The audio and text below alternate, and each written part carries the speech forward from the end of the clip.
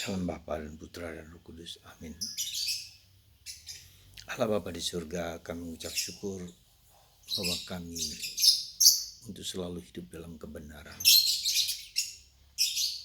dalam kejujuran, dalam nilai-nilai yang secara ilahi, abadi, kekal. Dan itu hanya dalam Kristus. Bantu kami ya Bapa untuk menemukan kebenaran-kebenaran ilahi itu dalam diri kami masing-masing. Terpujilah namamu kini dan sepanjang segala masa. Amin. Para saudaraku terkasih dalam Kristus, Yesus mengatakan bahwa orang harus hidup dalam kebenaran. Dan kebenaran itu berasal dari Tuhan. Kebenaran itu bersifat abadi. Kebenaran itu bersifat kekal. Dari dulu sampai sekarang tetap menjadi kebenaran. Ada nilai-nilai ilahi yang bersifat universal. Seperti contoh, mencintai Allah dan mencintai sesama. Dalam bacaan pertama kita mendengar bagaimana Raja Nebukadnezar yang mendirikan dewa yang dia buat sendiri. Dan semua orang harus menyembah.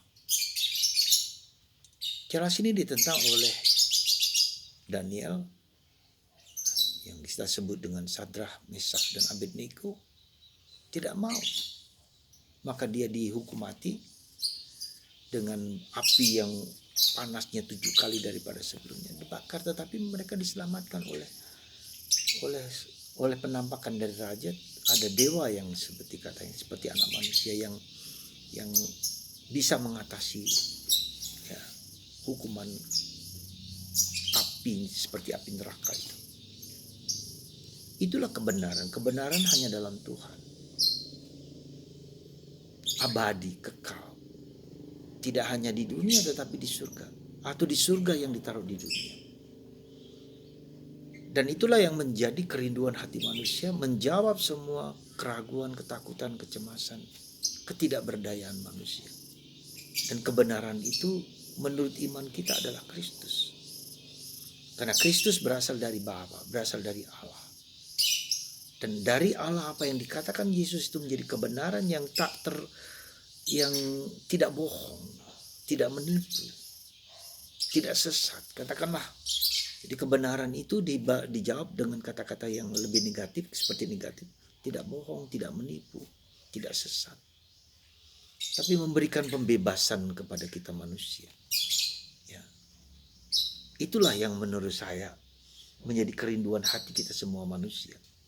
Untuk menjawabnya, untuk menerimanya, untuk mengejarnya, untuk mendapatkan. Dan itu memenuhi seluruh kemampuan daya manusiawi kita, daya kemanusiaan kita. Bahwa manusia berasal dari Allah, diciptakan oleh Allah dengan roh kudusnya, roh Allahnya. Ya. Itu kebenaran.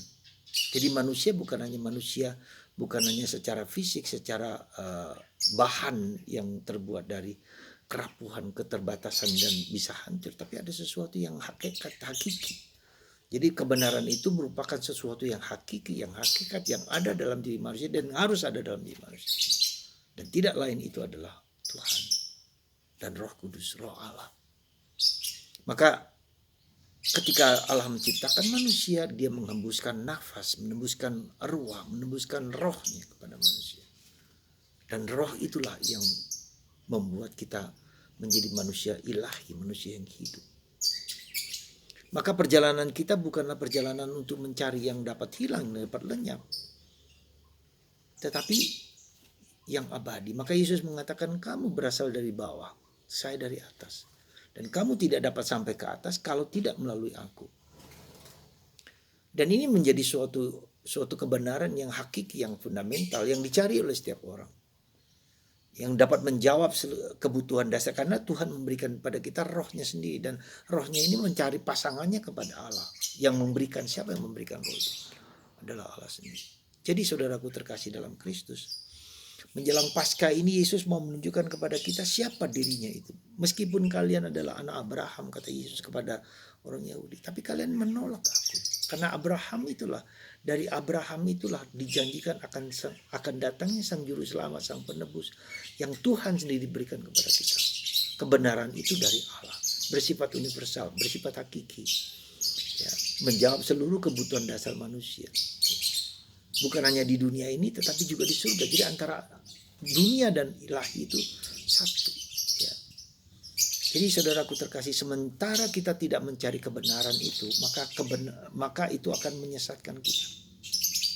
Dan kebenaran yang nyata itu sudah teruji dalam sejarah perjalanan waktu dari Abraham hingga sekarang pada Yesus Kristus. Ya, teruji. Ya. Bukan sesuatu yang bisa diragukan, tidak dipastikan. Ada keterujian, ada dalam sejarah. Maka ketika teruji dan terbukti, maka kita jangan cari-cari yang lain lagi. Jangan cari-cari yang lain lagi, yang sudah pasti, sudah yakin di dalam Yesus. Maka mari mencari kebenaran. Setiap orang harus mencari kebenaran. Dan jawabannya ada pada Yesus. Dan Yesus mau mengatakan bahwa ia datang bukan karena kehendak dia sendiri. Aku datang bukan atas kehendakku sendiri, melainkan dia yang mengutus aku. Dan ini penting bagi kita, bukan Yesus yang mau, tapi Bapa yang mau mengirim putranya sendiri, mengutus putranya sendiri untuk membebaskan manusia supaya sampai kepada Bapa di surga. Sekali lagi saudaraku, mari kita mengalami kebenaran itu dalam Yesus. Dan mengalami kebenaran dalam Yesus dalam sabda-sabdanya, tertulis dalam kitab suci, tetapi juga yang tidak tertulis dalam relasi personal dengan kita dengan Yesus. Ya, semoga dua unsur aspek penting, unsur eksternal di mana Tuhan menyelamatkan aku, membebaskan aku, tapi unsur internal dalam batinku supaya aku mengimani, mengakui Yesus Kristus dalam diriku. Tuhan memberkati Anda semua. Semoga kita dalam masa Paskah ini sungguh mengalami Yesus sang juru selamat, sang penebus. Tuhan memberkati kita, Bapa, Putra, dan Roh Kudus. Amin.